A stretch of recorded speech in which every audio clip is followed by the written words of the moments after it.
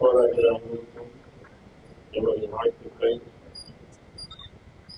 தொடர்ந்து நேற்றுக்கு எதிராக இன்று 9வது நாளாக போராடி வரக்கூடிய மாணவர்களாகிய அவர்களுக்கு ஆதரவு தெரிவிப்பது என்பது தமிழகத்தில் உள்ள ஒவ்வொரு அரசியல் மற்றும் சமூக மக்களுடைய கருத்தாக அந்த அடிப்படையில் தான் தேசிய கட்சி சார்பாக ஆதரவை தொடர்ந்து சோசியல் மீடியாவில் நாங்கள் தெரிவிக்கிறோம். இன்னைக்கு நேரடியாகவே தெரிவிக்கணும். சுமதி மோகன் உள்ளிட்ட அனைத்து உறவுகளும் தொடர்ந்து ஒவ்வொரு இந்த உங்களுடைய உண்ணாவிரத போராட்டம் என்பது உங்களுக்கான போராட்டம் அல்ல, வருங்கால மாணவ செல்வங்களுக்கான போராட்டமும் மாநில உரிமைக்கான போராட்டமும் தான் இது என்பதை தமிழ்நாட்டில் வாழக்கூடிய மாணவர்கள் அனைவரையும் உணர வேண்டும். நிச்சயமாக இந்த போராட்டம் இத்தோடு முடியக்கூடாது. மிகப்பெரிய நீதியத்தோடு இந்த போராட்டத்தை முன்னெடுக்க வேண்டும். அதற்கு நிச்சயமாக அரசியல் மற்றும் சமூக அமைப்புடைய அத்தனை சக்திகளும் உங்களுக்கு துணையாக இருக்க வேண்டும் என்பதுதான் என்னுடைய ஆசை. சட்டம் என்பது மக்களுக்காக தானே தவிர சட்டங்களுக்காக மக்கள் இல்லை. சட்டங்கள் என்பது மக்களுக்காகத்தான். சட்டங்களுக்காக மக்கள் மாற வேண்டிய அவசியம் இல்லை. ஆனால் நீட் என்ற விஷயத்தில் கொள்முதல் விஷயத்தில் மட்டும்தான் சட்டங்கள் வந்து என்ன ஆகுதுன்னா, இயற்கைக்கு இதை நீங்க கட்டுப்படுங்க, இல்லைன்னா நாங்கள் அடக்குமுறையை கொண்டு நாங்கள் ஏறி உங்களை அடக்குவோம் என்ற ஒரு ஆணவத்தோடு பாசிச பாஜக அரசு தொடர்ந்து செயல்பட்டு வருகிறது.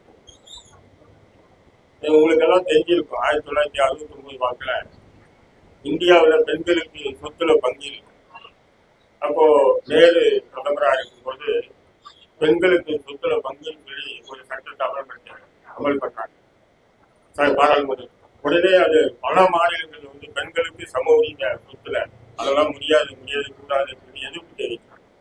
அப்போ மக்களுடைய எதிர்ப்பை அவர் உள்வாங்கிய பிரதமர் நேரு என்ன பண்ணாங்கன்னா, எந்த மாநிலம் இதை ஏற்றுக்கொள்கின்றதோ அந்த மாநிலத்தை இந்த பெண்களுக்கு சொத்துரிமையை அமல்படுத்தலாம் அப்படின்னு ஒரு சட்டத்தை எழுதினார். அந்த அடிப்படையில் தான் தமிழ்நாட்டில் 1989 கலைஞர் முதல்வராக இருக்கும்போது பெண்களுக்கு சம உரிமை என்ற சட்டம் போடுறாங்க. அதே போன்று இந்தியா சுதந்திரம் அடைந்த பிறகு தீவிரவாதத்துக்கு எதிராக சில மாநிலங்கள் பாதிக்கப்படக்கூடும் என்ற அடிப்படையில் யூபா என்கின்ற அன்லாஃபுல் ஆக்டிவிட்டீஸ் ஆக்ட் என்ற ஒரு சட்டம் கொண்டு வரப்பட்டது. அந்த சட்டத்துக்கும் பிற மாநிலங்கள் கடுமையான எதிர்ப்புகள் தெரிவிக்கும் போது, இல்லை, தீவிரவாதத்தால் பாதிக்கப்படக்கூடிய மாநிலங்களுக்கு மட்டும் இந்த சட்டம் பயன்படுத்தப்படும் என்று பார்லிமெண்ட் வந்து சட்டம் நிறைவேற்ற.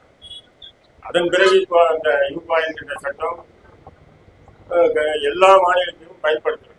ஆனா அந்த ஆரம்பத்தில் வந்து வடகிழக்கு மற்றும் காஷ்மீர் உள்ளிட்ட மாநிலங்களுக்கு மட்டும்தான் அந்த சட்டம்.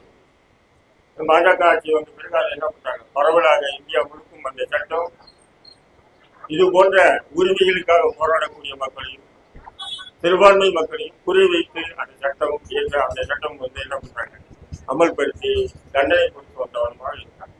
அப்போ சட்டங்களுக்காக தான் மக்கள் இல்லை, மக்களுக்காகத்தான் சட்டம் என்ற அடிப்படையில் இந்த நீட் என்ற இந்த கொடிய சட்டம் ஒருத்த 12வது படிக்கிறான், ரொம்ப 12 ஆண்டுகள் படித்து அவனால் மருத்துவ தேர்வுல கீழே ஆயிடும்.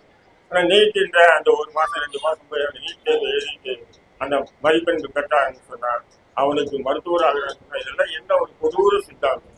நிச்சயமாக நீட் என்பது இது வந்து அந்த கல்வி தரத்தை உயர்த்துவதற்காக அல்ல, இந்தியாவில் இருக்கக்கூடிய ஏழை பணக்காரனை பிரித்து காண்பிப்பதற்காகத்தான் இந்த நீட் என்ற புதிய சட்டம் இயற்றப்பட்டதாகவே நான் கருதுகிறேன். அந்த அடிப்படையில் தான் இன்னைக்கு நாடு முழுவதும் இந்த நீட்டை எதிர்த்து தொடர்ந்து பல மாணவர்கள் போராடி வருகிறார்கள். அந்த அடிப்படையில் தான் இங்கு தமிழ்நாட்டில் வந்து இந்த நீட்டை எதிர்ப்பு இந்த தொடர் உண்ணாநிலை போராட்டத்தை ஆரம்பித்திருக்கின்றன. நிச்சயமாக இது தமிழ்நாடு எங்கும் ஒவ்வொரு மாவட்டத்திலும் ஒவ்வொரு தொகுதியிலும் ஒவ்வொரு நகரத்திலும் இந்த போராட்டங்கள் தொடர்ந்து நடக்க வேண்டும். மத்திய பாசிச அரசு இந்த சட்டத்தை உடனே நீக்க வேண்டும் என்பதுதான் என்னுடைய கோரிக்கை. உங்களோடு நாங்கள் எப்போதும் இருப்போம் என்று கூறி விடைபெறுகிறேன். நன்றி.